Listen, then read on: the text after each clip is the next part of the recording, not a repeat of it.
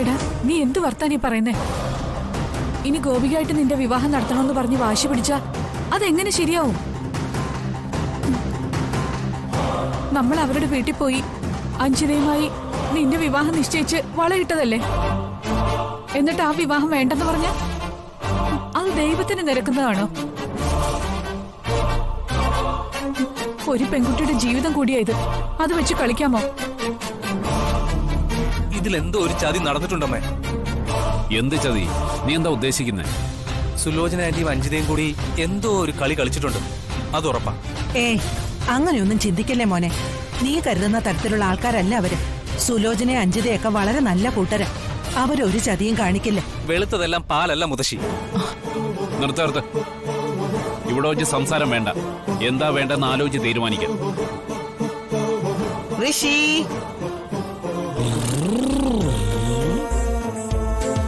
ഋഷി എവിടെ? ഋഷിയുടെ മാലാക? ഋഷിയുടെ മാലാകെ കൊണ്ടുവന്നോ?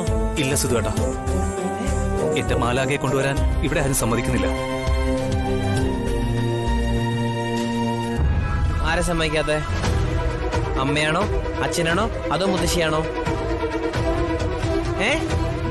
എല്ലാരോടും കൂടി പറയാ ഞാൻ ഇവിടെ. ഋഷിയുടെ മാലാക ഋഷിക്ക് തന്നെ കൊടുത്തോളൂ കേട്ടോ.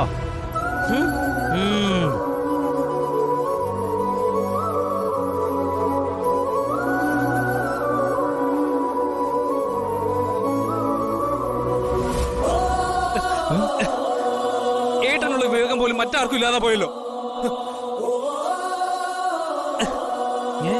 ഋഷി, ആരെയും വേദനിപ്പിക്കാതെ എങ്ങനെ ഈ വിഷയം ഒന്ന് പരിഹരിക്കുക? അതാ ഞാനും ചിന്തിക്കുന്നത്. ഇവനിങ്ങനെ പിടിവാശി കാട്ടുമ്പോ എന്താ ചെയ്യാ?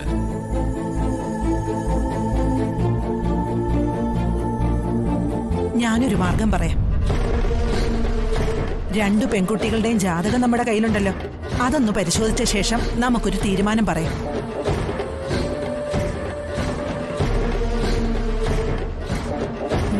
മതി, അത് മതി.